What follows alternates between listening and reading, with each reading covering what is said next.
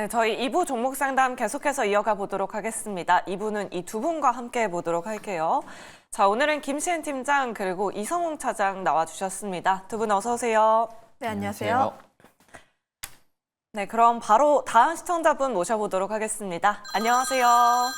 네, 안녕하세요. 아우, 수고 많으십니다. 네, 감사합니다, 시청자님. 어떤 종목 고민되셔서 연락 주셨을까요? 갤럭시아 머니터리인데 12,000원을 보고 들어갔는데요. 영 거기까지가 안 오고 자꾸 끊겨서요. 네. 걱정이 돼서 어떻게 그쯤에서 끊어야 되는지 얼마쯤 매도를 해야 되는지 걱정이 돼서 했습니다. 네, 알겠습니다. 우리 시청자님 고민 많으실 것 같은데 일단 두 분께 의견 여쭤보도록 할게요. 네네. 네, 두 분의 부탁드리겠습니다. 의견 받아보겠습니다. 준비되셨으면 팻말 들어주시죠. 오, 긍정과 중립 나왔습니다. 그럼 김시은 팀장님의 긍정 의견 한번 여쭤볼까요? 그래도 최근에 좀 이슈가 많이 좀 붙지는 않는 것 같아요. 지금 박스권 장세 계속해서 이어지고 있는데 우리 시청자님 매수가까지 가능할까요? 매수가까지는 조금 더 봐야 할 것 같긴 한데 다만 지금 자리에서 분할적으로 매도를 하는 자리는 아니라고 보여지고 있어요. 일단 시청자님께서 이런 개별 종목군의 50%는 혼나셔야 됩니다.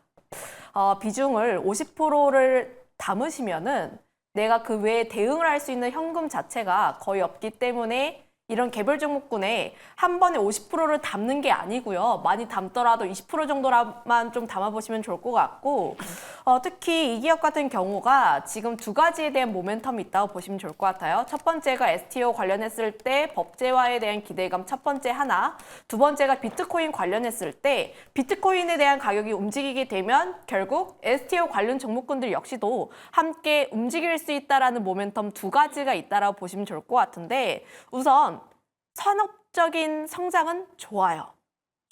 좋다 보니까 지금 여야 모두 STO 관련했을 때 법제화에 대해서 추진을 긍정적으로 하고 있고 이달 안에 좀 관련 내용들이 좀 나올 것으로 보여지고 있어서 저는 지금 오히려 없으신 분들 같은 경우에는 갤럭시아 머니터리 말고 저는 뭐 핑거라든지 지금 STO 관련했을 때 머니터리가 원래는 대장이었는데 최근 주가에 대한 흐름들을 보면은 핑거가 먼저 움직이는 모습들입니다.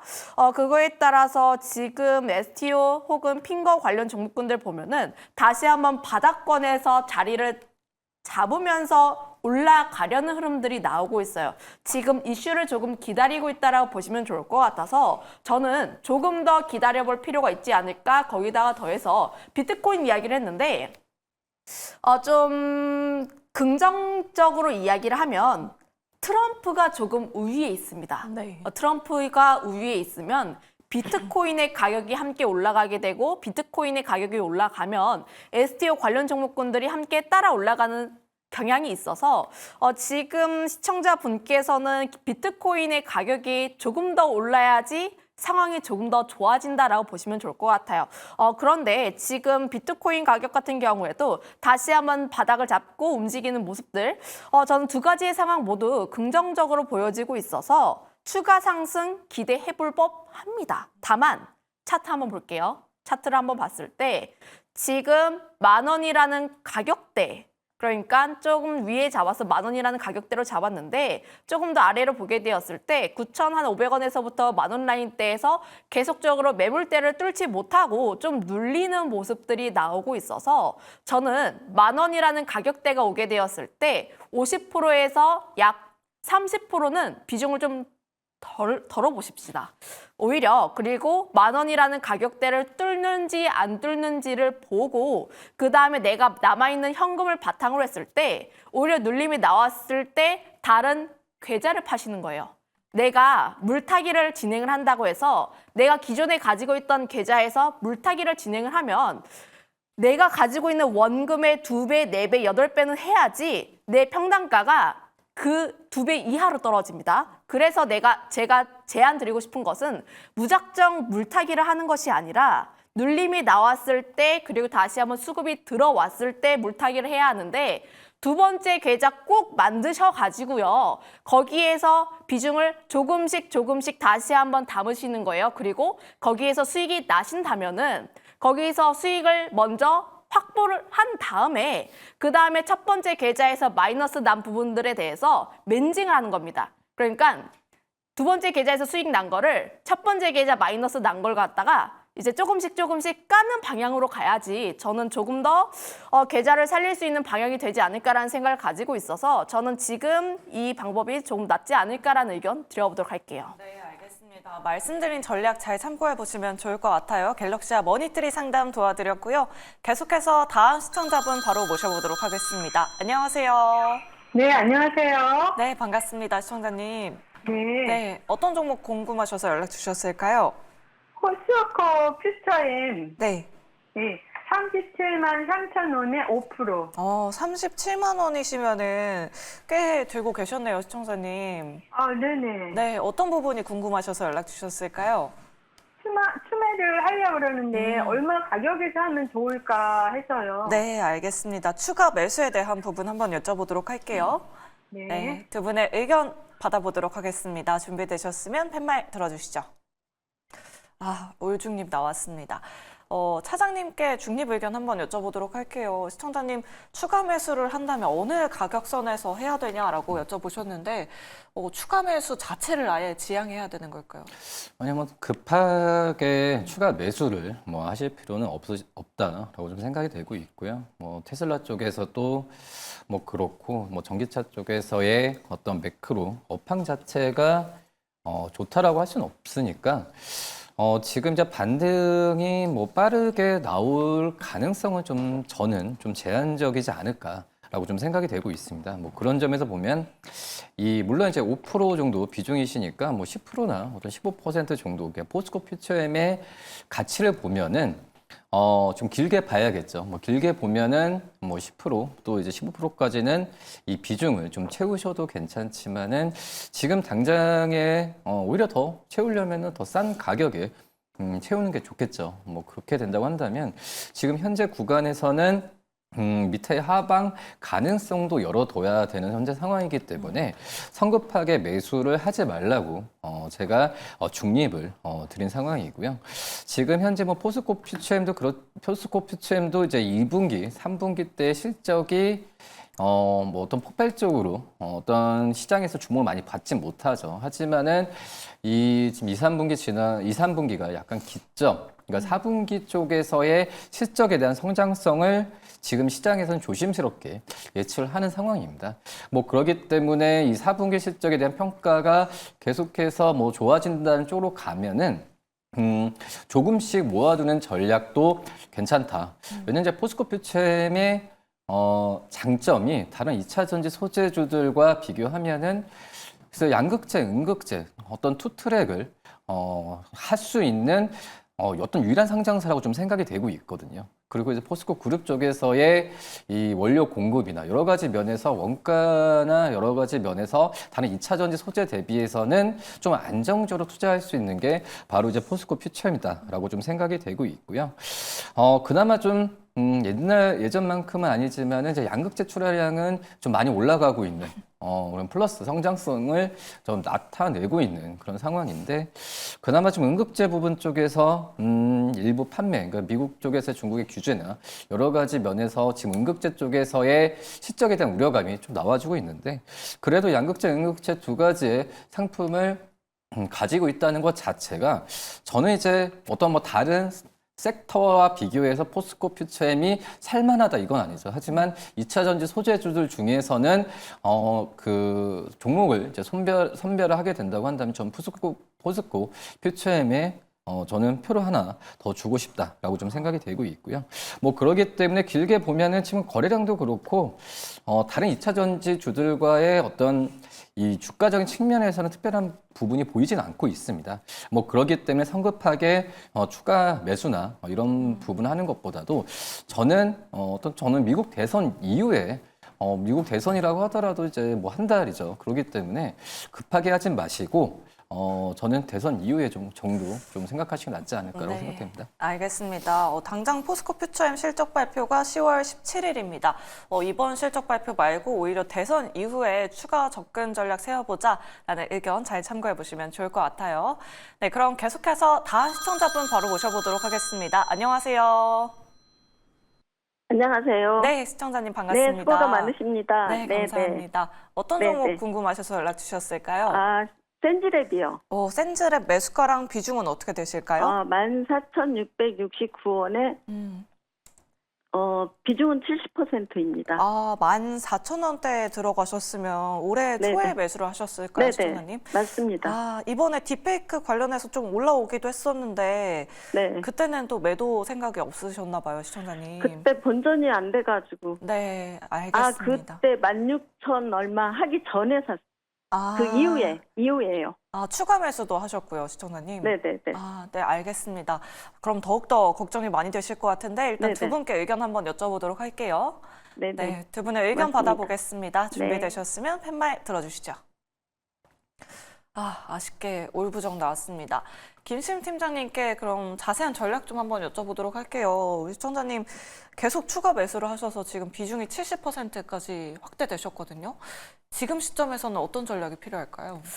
그래서 제가 항상 네, 말씀을 드리는 게 계좌를 나눠야 된다. 계좌를 나눠야 된다. 이게 아무 생각 없이 내가 조금씩 평단을 낮춰야지 하는데 물타기 내가 무한정으로 할 거 아니면 본 계좌에다가 물 타는 게 아니라 두 번째 계좌에다가 물을 타는 거예요. 그런데 가장 중요한 시점, 내가 그냥 아무렇게나 떨어지니까 마음이 아프다고 매수를 하는 게 아니라 특히 센즈랩 같은 기업들은 산업에 대한 성장이 아니라 이슈에 따라서 움직이는 기업입니다.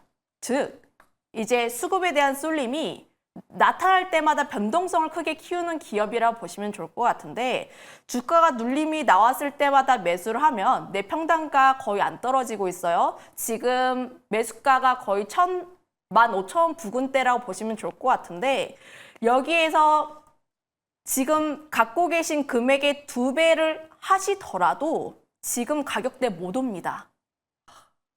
그 뜻은 네. 물타기를 할 때도 계획적으로 해야 한다는 거예요. 그래서 두 번째 계좌를 파는데 다만 내가 매수를 하는 시점 자체가 아무렇게나 하는 게 아니라 특히 보안이라든지 AI라든지 혹은 지난 9월 때에 급등이 나왔을 때처럼 딥페이크 관련 이슈가 많이 나왔을 때 두 번째 계좌에서 물을 타서 그때 수익을 보는 겁니다. 그때 수익을 보고요. 그리고 그 남은 수익 갖다가 첫 번째 계좌를 까는 거예요. 제가 그런데 왜 이런 방법을 추천드리냐면은 내가 갖고 있는 기업이면은 내가 매일매일 체크를 합니다. 내가 매일매일 체크를 하고 이날은 어떻게 움직였는지 혹은 분봉은 어떻게 움직였는지 특히 수급적으로 외국인이 샀는지 기관이 샀는지 투신이 샀는지 내가 매일매일 체크를 하기 때문에 오히려 두 번째 계좌에서 내가 다시 한번 수급이 나왔을 때 매수를 한다면 오히려 그때는 수익을 볼 확률이 조금 더 높다라는 거예요. 왜냐하면 내가 아무렇게나 들어가는 기업이 아니라 매일매일 보고 있던 기업이다 보니까 내가 이 기업에 대해서 굉장히 잘 알게 되는 겁니다. 그래서 지금 단계에서 사실 70%이다 보니까 저는 두 번째 계좌를 하는 것도 소액으로 좀 하셨으면 좋겠고요. 그리고 앞서 이야기를 했던 것처럼 지금 무작정 하는 게 아니라 반드시 얘기하지만 이슈 있을 때만 해주시면 좋지 않을까라는 생각. 그리고 사실 지금 위치적으로 보게 되었을 때 기술적으로 보면 지난 9월에 상승했던 그 첫 번째 단계까지 내려온 상황이라고 보시면 좋을 것 같아요. 그리고 좀 크게 보게 되었을 때 항상 이 라인대에서 지지선이 나왔었는데 만약에 8,100원이라는 라인대를 이탈하게 되었을 때는 비중 조절 꼭 하실 필요가 있지 않을까. 내가 70%인데 여기서 좀 비중 조절 어느 정도 덜어서 그 현금 갖고 있는 다음에 그 다음에 두 번째 계좌에서 다시 한번 기회를 찾는 게 조금 더 빠르다라고 생각해서 다시 한번 말씀드릴게요. 계좌 두 번째 계좌 만드시고 일단 현금 확보하시고 그 다음에 기회가 왔을 때 잡자 이렇게 정리드리겠습니다. 네, 알겠습니다. 말씀드린 전략 잘 참고하셔서 우리 시청자님 꼭 빠져나오시기를 한번 기대해 보도록 할게요. 다음으로 샵 2034 문자 메시지로 많은 분들 연락 주고 계신데요. 뒷번호 9887번님의 상담 도와드리도록 하겠습니다. 동방 가지고 계신데요. 매수가가 3,200원에 비중 20% 가지고 계십니다. 추가 매수를 잘 못해서 비중만 높아졌는데 어떻게 대응해야 할까요? 라고 남겨주셨어요. 이 부분은 차장님께 여쭤보도록 하겠습니다. 사실 동방 같은 기업도 좀 이슈에 의해서 테마성으로 많이 움직이는 종목이잖아요. 어떤 전략이 필요할까요? 근데 이제 동방 같은 경우에는 그 어떤 이슈적인 부분에서 좀 흔들리긴 하지만, 제가 본다고 하더라도 뭐 안정적으로 이제 뭐 홈플러스나 여러 고객사, 쿠팡도 그렇고 좀 수익이 안정적으로 나와주고 있는 그런 기업이라고 좀 생각이 되고 있거든요. 지금 본다고 하더라도 뭐 영업이익도 그렇고, 또 연간으로 좀 많이 올라가고 있는 상황이죠. 그리고 당기순이익도 이제 작년 대비해서 이제 실적이 많이 좋아지고 있는 그런 기업이라고 좀 볼 수 있겠는데, 주가적인 측면 같은 경우가 너무 이제 어떤 이슈에 의한 주가 흔들림이 좀 심하기 때문에 특히 이제 여러 뭐 지정학적 리스크도 뭐 있는 그런 이슈에도 흔들리고, 또 이제 뭐 티몬 사태나 여러 가지 면에서 안 좋은 이슈에도 좀 크게 흔들리는 그런 기업이기 때문에 제가 봤을 때 중장기적인 그런 관점으로 가져가셔야 되는 게 맞다라고 좀 생각이 되고 있고, 비중이 좀 20%시고 이 목표 그 매수가가 뭐 3,200원 정도시면은 여기서 더 이상 추가적인 매수는 할 필요는 없다. 라고 좀 생각이 좀 되고 있습니다. 뭐 그렇기 때문에 다른 이슈에서 흔들릴 가능성은 좀 있긴 하지만, 뭐 그런 부분을 본다고 했을 때 주가 좀 많이 떨어졌을 때 더 매수하는 것보다도 다른 섹터로의 어떤 매수 관점을 가져가는 게 맞지 않나라고 좀 생각이 되고 있고요. 뭐 그렇기 때문에 저는 오히려 이런 좀 이 거래량이 뭐 최근에 좀 안 나오고 변동성이 없는 그런 구간에 갔을 때는 이 동방이 다시 한번 재평가를 받을 가능성이 있다라고 지금 생각이 되고 있기 때문에, 이 동방 같은 경우에는 지금 현재 본다고 하더라도 뭐 다른 어떤 이슈 사업 구조가 본다고 했을 때 화물이죠. 화물 자동차 운송 쪽이 이 사업에서 거의 40%, 그러니까 안정적인 그런 사업 구조를 갖고 있습니다. 뭐 그렇기 때문에 저는 20% 정도 계속 보유 관점을 유지하시는 게 맞다라고 지금 생각이 되고 있고요. 뭐 최근 같은 경우에 좀 첨박 운송 쪽에 좀 이 사업 부분 쪽에서 좀 많이 올라오고 있는 상황인데, 뭐 선박은 예외를 하더라도 이 화물 쪽에서의 사업 부분 비중은 계속 유지될 가능성이 저는 크다라고 지금 생각이 되고 있기 때문에 이 동방은 좀 보유 관점을 계속 유지하시는 게 맞지 않을까 판단됩니다. 네, 알겠습니다. 홀딩에 대한 의견 전달해 드렸습니다. 다음으로 8557번님께서는 현대 오토웨버를 가지고 계세요. 매수가는 16만 2,500원에 10%입니다. 로보택시 때문에 하락폭이 너무 크다. 매수가까지 올 수 있을까요? 라고 남겨주셨는데, 김시은 팀장님께 바로 여쭤보도록 할게요. 그래도 오늘 하락세는 좀 멈췄는데 어제 4% 하락, 그저께 2% 하락세 연출했거든요. 로보택시 때문에 이렇게 빠지고 있다라고 말씀해 주셨는데, 이제 좀 매수가까지는 가능할까요? 일단 결론부터 이야기를 하면 기다려볼 필요는 있다. 물론 지금 차트상 보게 되었을 때 사실 매수가가 그리 편안한 자리대는 아니에요. 항상 보면 지금 16만 원 라인대에서 좀 단기적인 박스권을 만들었던 상황들이 보여지고 있어서 지금 매수가는 그렇게까지 편안하지는 않지만, 그럼에도 불구하고 내가 여기서 매도를 하거나 혹은 비중 조절을 하기에는 남아있는 이벤트가 남아있다. 자율주행 관련했을 때 테슬라 이벤트가 어느 정도 소멸이 되고 나서 좀 차익이 크게 나오고 있어요.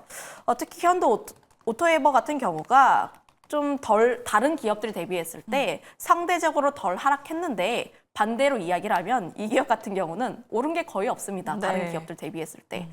좀 시청자분께서 이 기업에 대해서 선택을 하셨을 때도 좀 아셨을 것 같아요. 다른 기업들 대비했을 때 변동성이 조금 적다.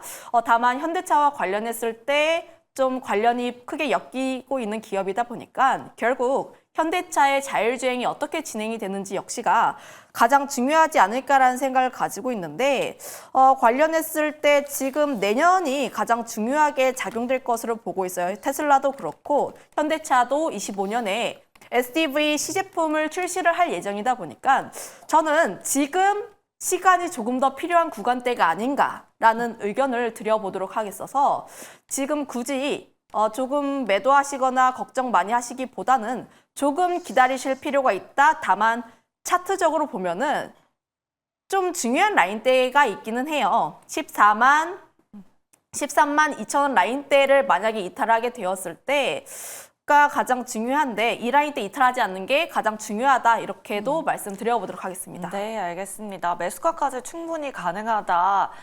가격 전략까지 말씀드려봤으니까요. 우리 시청자님 잘 참고해 보시면 좋을 것 같아요. 다음으로 룰루랄라님께서 유튜브 채팅창에 댓글 남겨주셨습니다. 에이프릴 바이오를 22,700원에 매수하셨고요. 비중을 10% 가지고 계십니다. 얼마까지 볼 수 있는지 궁금합니다. 라고 이렇게 남겨주셨는데 일단 룰루랄라님 수익 너무 축하드리고요. 이성웅 차장님께 어느 정도까지 봐도 될지 목표 주가 한번 여쭤보도록 할게요. 우선 에이프릴 바이오가 2분기 때 흑자를 냈잖아요. 네. 그러니까 K바이오 어떤 신약 업체가 이 또 흑자를 내는 그런 경우가 또 많지는 않고, 뭐 일반적으로 삼성바이오로지스나 뭐 다른 어떤 다른 이 어떤 비만 치료제 뭐 관련 기업들 같은 경우가 어떤 흑자에 대한 부분을 내는 상황이지만, 에이프릴 바이오가 2분기 때 신약 업체가 이렇게 실적이, 그러니까 2023년에도 적자였지만 2분기 때 큰 폭의 좀 흑자를 냈다는 것 자체가 에이프릴 바이오는 저는 이제 제약 기업들 안에서도 어떤 그 프리미엄의 어떤 밸류를 더 줘야 된다라고 좀 생각이 좀 되고 있고요. 그렇기 때문에 지금 현재 주가적인 측면에서 이 구간인데 우선 10% 정도는 계속 유지를 하시되 추후에 주가가 좀 더 떨어질 수 있는 상황이 오면은 저는 20%까지 늘려도 괜찮지 않을까라고 좀 생각이 되고 있고요. 그리고 지금 이제 에이프릴 바이오가 이런 실적뿐만 아니라 저는 약간 주가에 좀 가는 이유 중에 하나가 제 최대 대주주가 유한양행이잖아요. 이런 영향도 저는 있다라고 좀 생각이 좀 되고 있거든요. 뭐 그런 점에서 본다고 하면은 저는 지금 유한양행 자체가 제약바이오 업종에 어떤 이끈다라기보다는 하나의 그냥 다른 섹터라고 좀 생각이 되고 있거든요. 뭐 그런 점을 본다고 한다면 유한양행과 관련 기업으로서도 에이프릴 바이오는 주가에 대한 상승 여력은 계속해서 나올 가능성이 있지 않을까라고 좀 생각이 되고 있고, 뭐 추후에 본다고 하더라도 여러 뭐 단백질 쪽에서의 어떤 추가 계약이나 여러 그 상황은 저는 좋은 얘기는 계속 들릴 가능성이 있다라고 좀 생각이 좀 되고 있거든요.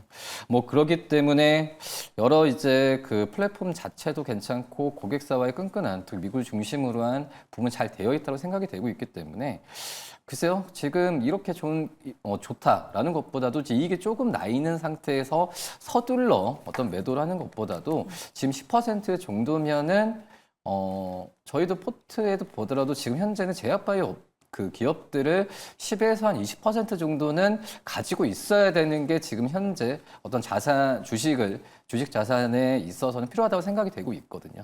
물론 이제 다른 대형주도 좋지만 에이프릴 바이오 10% 정도면은 충분히 끌고 가도 저는 무난하다라고 좀 생각이 되고 있고, 근데 목표 주가를 제가 설정을 해드리는 게 지금 25,000원인데 저희 10%로 해서 27,000원 정도로 좀 말씀을 드리는데요. 근데 27,000원 정도가 왔을 때 매도해서 이익을 실현하라는 부분이 아니라 27,000원 정도 가게 된다면 제가 앞서서 말씀드렸던 좋은 모멘텀이 계속해서 잘 반영이 되고 있다는 거거든요.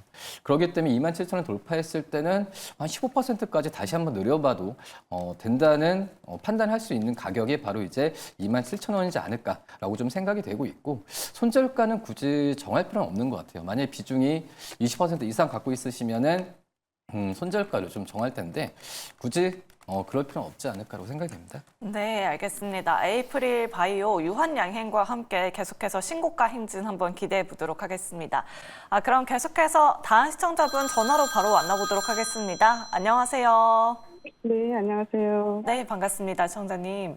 네. 어떤 종목 고민되셔서 연락 주셨을까요? 네, 오늘 한국돼지 네. 338원에 20%를 제가 샀는데요. 아, 네, 너무 급하게 들어간 것 같아가지고. 네, 오늘 오전에 매수를 하셨나 봐요, 시청자님. 네네. 네, 걱정 많이 되실 것 같은데 어떤 부분이 특별하게 궁금하실까요? 이걸 계속 이게 장기로 꾸밀 그럴 종목은 아닌 것 같은데. 네. 예. 어떻게 중간에 그걸 해야 될지. 네, 알겠습니다. 많은 분들이 또 공통적으로 궁금해하실 것 같아서 바로 여쭤보도록 할게요. 김신 팀장님께 한국재지 상담 요청 드려보도록 할게요. 오늘 재지 관련주들 오전장에는 상승을 했는데 오후장에 다 반납했어요. 이제 이런 한강 신드롬 테마가 다 끝난 건지 어떻게 생각하실까요? 가장 중요한 건 네. 한국재지가 아니라 예스24예요.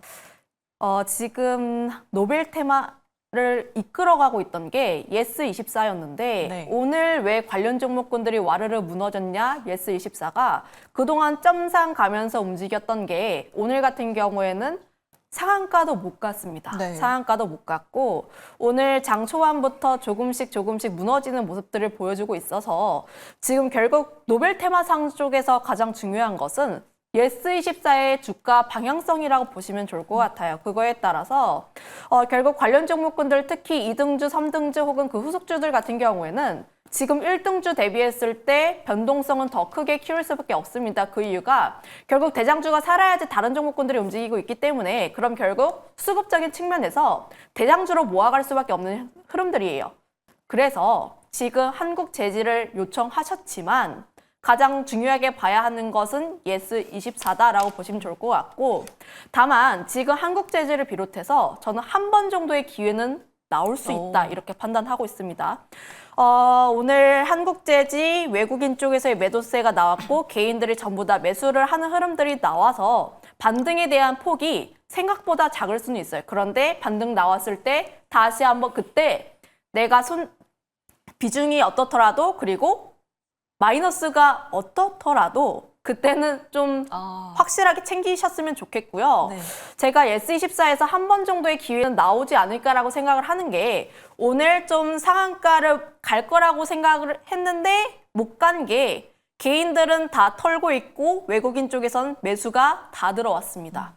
그래서 한 번 정도의 기회는 있을 것 같다. 그 기회를 활용해서 그때 빠져나올 전략 이렇게 정리하겠습니다. 네, 알겠습니다. 한 번 더 기회가 온다면 그때는 손실이든 수익이든 빠져나오자라는 전략 잘 참고해 보시면 좋을 것 같습니다. 다음으로 문자 상담 도와드리도록 할게요. 4266번님이신데요. 필에너지 가지고 계시고요. 매수가는 19,000원에 30% 보유하고 계십니다. 일하면서 방송 항상 잘 듣고 있습니다. 라고 남겨주셨는데 제때 거래 상태를 못 보다 보니 수익을 내본 적이 없네요. 손절이 나을까요? 라고 남겨주셨습니다. 차장님께 여쭤보도록 할게요. 제가 다 안타까운 사연인데 우리 시청자님 필에너지는 어떤 전략이 필요할까요?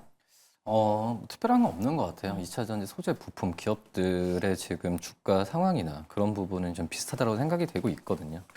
그렇기 때문에 오늘도 역시 필에너지도 다른 2차 전지 이 부품 소재 기업들과 마찬가지로 좀 급락을 좀 보여주었는데, 근데 우선은 이제 필에너지 같은 경우에 2차 전지 스타킹 장비나 SDI 많이 좀 하고 있잖아요. 네. 그 기술력에 대해서는 그 전부터 작년부터 높게 평가를 받았기 때문에 올해 초에도 이제 주가가 이제 35,000원대까지 갔던 주가라고 좀 볼 수 있겠고요.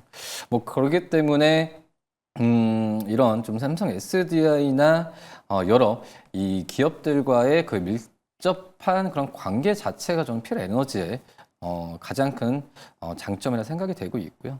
다만 이제 어떻게 보면 2차 전지 쪽에서 이 필에너지의 주가를 보려고 한다면 너무 형이상학적이지만 결국은 이제 전기차주의 판매량 언제 되냐 이런 얘기를 좀 해야 되는 상황이고, 또 예외적으로 이제 필옵틱스 유리기판 쪽에서의 이 모회사에 대한 그 관심이 좀 크고 있는데, 그거에 대한 어떤 또 유리기판 쪽에서의 이슈에 대한 부분을 좀 움직이는 부분은 약간은 좀 이 덤이지 않을까라고 좀 생각이 되고 있어요. 그렇기 때문에 지금 재무 상으로 본다고 하더라도 크게 저는 무리가 없다고 생각이 돼요. 연간으로 봤을 때도 영업이익도 꾸준하게 잘 유지되고 있고, 부채 비율이나 부채 비율 같은 경우도 이제 두 자릿수죠. 그리고 이런 유볼 같은 경우에도 이 1000%가 넘는 그런 유볼을 갖고 있기 때문에 좀 긴 호흡으로 좀 갖고 가시되 말씀드렸다시피 지금 30%까지 되시거든요.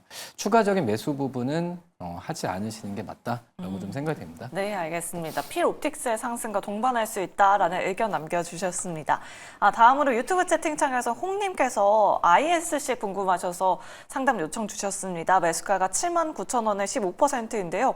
언제 오를 수 있을까요? 유효 이렇게 남겨주셨습니다. 팀장님께 바로 여쭤보도록 할게요.